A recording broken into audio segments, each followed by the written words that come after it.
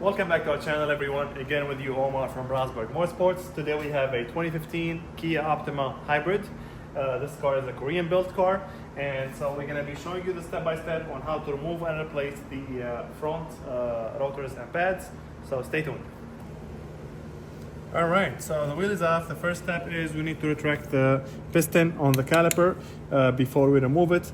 Now, I have the tool that does that. This is the tool. This is a caliper tool. I will drop the link in the description below for it if you need that.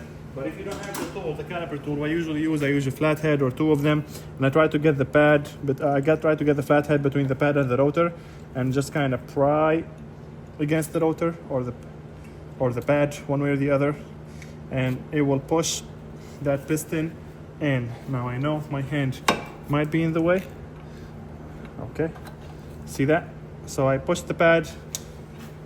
Let's see if I can get my hand out of the way. I push the pad against the piston until the piston retracts all the way, which is the case right now. Perfect. Now our pads are retracted all the way. Our caliper is loose. As you see, that's the piston I was talking about, that right there. That's the piston on the caliper. But anyway, I will drop in the link in the description below for the tool. If you don't have the tool, you can use a flathead or two. All right, next step. We have, let's see if I can turn this a little bit. There we go. We have two bolts right there. We have one up top, one at the bottom. I believe 15 or 14 millimeter. Let's try. Okay, now 15. Let's try the 13 first. I know it's gonna be a 14, isn't it? Yep. Sorry. All right, 14 millimeter bolts. I'm gonna grab my ratchet. And it's the one at the bottom, not the ones in the middle. We got one right there. Okay, that's one. And the second one right up top.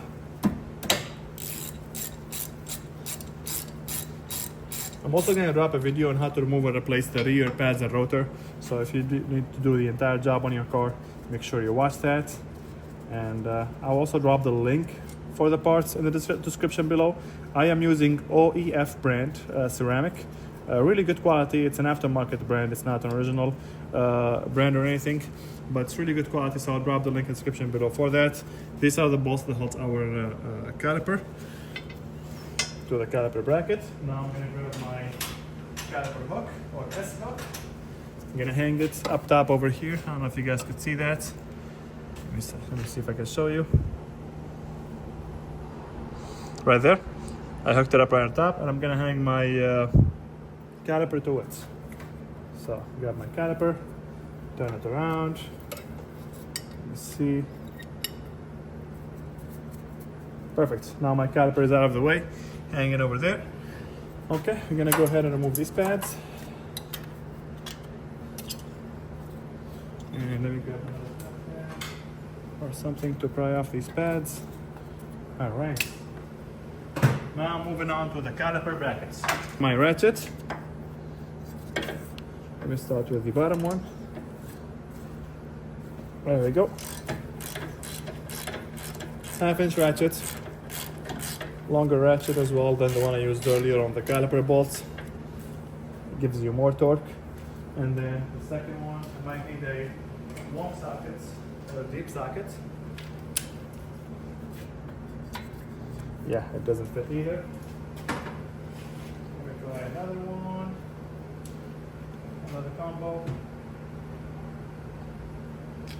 1/2-inch. All right, there we go. I have a 3/8 ratchet. There we go.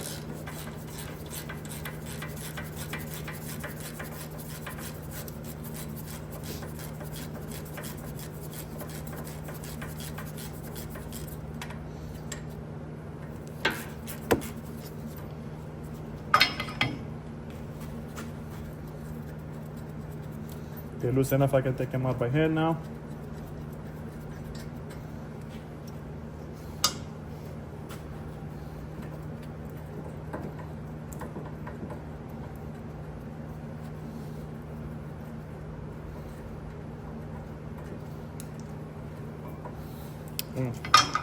Okay, apparently the bottom one is not as loose as I thought it was.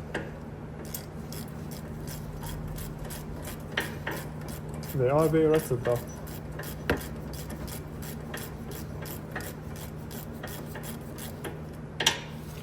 Alright. One thing we cannot forget is cleaning our caliper brackets and re-greasing the guide pins. That's also a part of the brake job. It's not just replacing pads and rotors and call it a day. But here we go. Our caliper bracket is out. The 217 millimeters we're holding the caliper bracket right there. The guide pins, they still have good play. They're not seized or anything, but we're still gonna pull them. I don't know if you guys could see that. Gonna pull the guide pin, and we're gonna re-grease this. It's got good amount. It does have a good amount of grease on it. It does look like whoever did the brake job the last time replaced the guide pins. They do look new, but I'm gonna go ahead and re-grease those anyway. All right, I greased the first one. I'm gonna do the second one now. This is the bottom one. I use a CRC brake and caliper grease. That's what I use. I've been using that for years, honestly. Never had any issues or any problem. But brake grease should be all the same, honestly. CRC is good though. You can grab that from AutoZone or even Amazon. They sell them on Amazon. I'll drop the link in the description below for it. You can buy it whether on Amazon or AutoZone.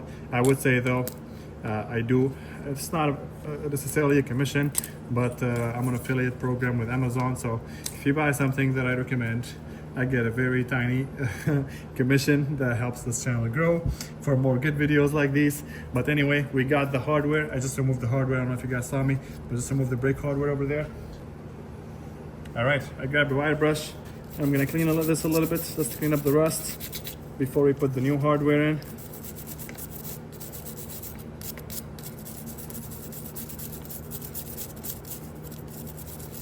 All right, that's clean. Now we're gonna move on to removing the rotor itself. All right, the rotor is held on with two Phillip head, one over there and one over there. Those are usually seized. And by usually I mean 90% of the time they are seized. So I would recommend spraying some BB Blaster on them first, and just let them sit there for a little bit. And what I would also recommend, I would recommend a power tool for this. I have my Milwaukee gun, which I'll drop the link in the description below for. I always use this. I don't know if you guys watched if you watched any of my previous videos, you'd see me using that a lot. What I do is I grab my bit, I hammer that a little bit. Same thing here. Break off any rust that might seize that bolt in there and gives you issues. So I'm gonna grab my gun over here. There we go. I don't know if you guys could see it, but pretty seized if you'd ask me. That's the first one. And that's the second one. Right there. All right. We'll make sure to clean those up before we put them back. Now the rotor should be free. There we go. Perfect. And we're gonna move on and clean up the hub a little bit from all that rust before we install the new one in. All right, I have my wire rotary brush on my Ryobi gun. I'm gonna try and clean up some of that rust over there. If you don't have one of these, you can use a regular wire brush.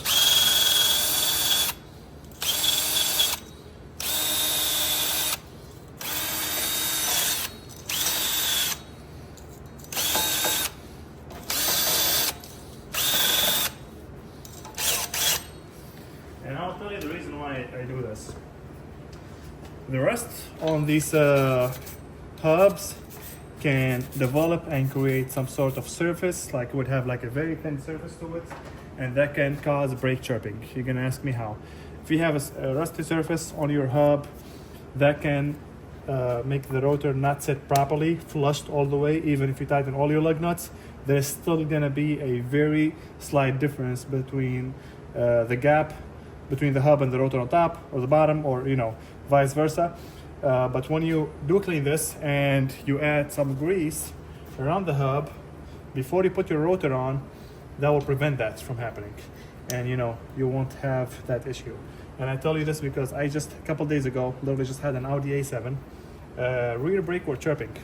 she took it to another shop before us, and they recommended calipers, rotors, and pads. They got the entire bunch, and that did not solve the issue. Every time she brakes, she hears like a chirping or squealing noise coming from the back. And truth and behold, car came here. We took off rotors and pads. Granted, the parts were good quality. It wasn't like, you know, cheap or Chinese parts or anything, but it was good quality parts. And the problem was there was a surface of rust on the hub. I grabbed my gun, I cleaned up as much of it as possible. It made it better, but it didn't disappear completely. So we replaced the hub, and the brake chirping was gone. It wasn't a bearing noise, it was just every time you press the brake, you hear the squealing noise coming from that backside. Anyway, we have lubricated our hub now, so we're gonna move on to the next step. All right, we got our new rotor in. Perfect. Now I'm gonna grab those screws that hold the rotor. I cleaned them up a little bit.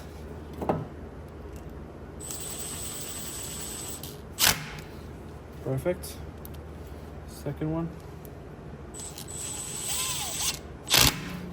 All right. Now we're gonna grab our brake hardware. All right. Our new pads comes with new brake hardware. So let me unbox this. And we're gonna grab two of them. And we're gonna try to see that perfectly on the caliper bracket. So let me do the first one in front of you guys so you guys could see it. Okay. You guys could see how that goes. Okay, perfect. That seems to be seated properly. And then the other side, same way. Replacing the brake hardware is a vital thing to do as well. To be honest with you, not a lot of people do it, and sometimes, you know, if they're in good shape, I would understand that. But if they're pretty rusted, I would definitely recommend replacing them. So let me grab my caliper bolts, my caliper brackets, and I'm gonna start with the first one up top. I'm gonna screw that sucker with my hand until I make sure it's started right. There we go. I usually go all the way with my hand. You can add some Loctite on that if you want. It's not necessary, honestly. Some cars, they do it from the factory, some cars they don't. Most new cars actually do that. All right. Then I'm gonna grab my ratchet, 70 millimeters, and I'm gonna start tightening that.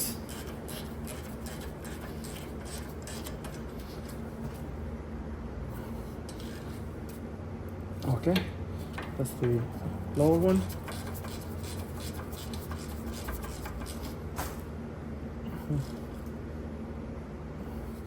Perfect. All right. Both of them are pretty tight. Let me double check that on the upper one more time.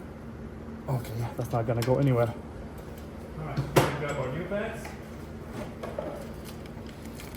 And there is a directional to these pads. You can't put the front on the back or the back on the front. And back and front, I mean here or here. That's what I mean. So let me grab these pads and show you what I'm talking about. All right. So if you look at the back of the pads, you're gonna see those two dots in the middle. So you have those two there, and you have this one and that one over there. The one with the two in the middle, that one goes on the front. And the reason for that is because the caliper has those two prongs that sits on the front, and they will sit right here. And you gotta make sure they don't touch those. So before I put the pads, I'm gonna grease up the edges or the sides a little bit. Basically the spot of contact. So just add some grease there and some grease there for good measure, for good movement. All right, the first one. Okay, that's the first one right there. And then the one that's gonna go on the back, I'm gonna add some grease to that as well. Like I said, makes the movement easier.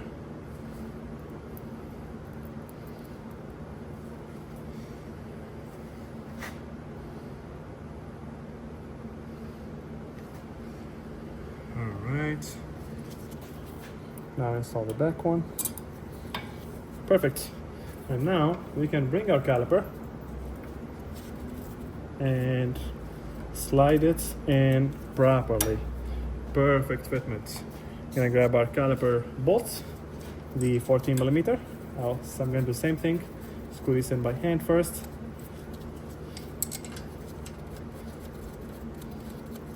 Then grab my 14 millimeter. I think I used the ratchet earlier, I believe. Let's see. I know I used the ratchet, but now I cannot find the socket here. Right here. Perfect. Okay.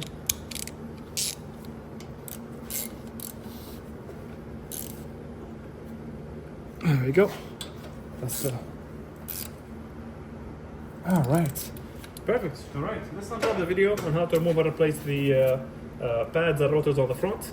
Now, before you start driving the car, you get in the car, you start it, you pump the pedal, the brake pedal 3-4 times. Make sure to build up that pressure that we lost when we pushed the caliper. Check your fluid before you start the car, obviously, and then pump the brake pedal 3-4 times before you start it and after you start it, and then it should be good. Other than that, if you guys have any question, make sure you drop them in the comment section below. And like always, make sure you like and follow for more.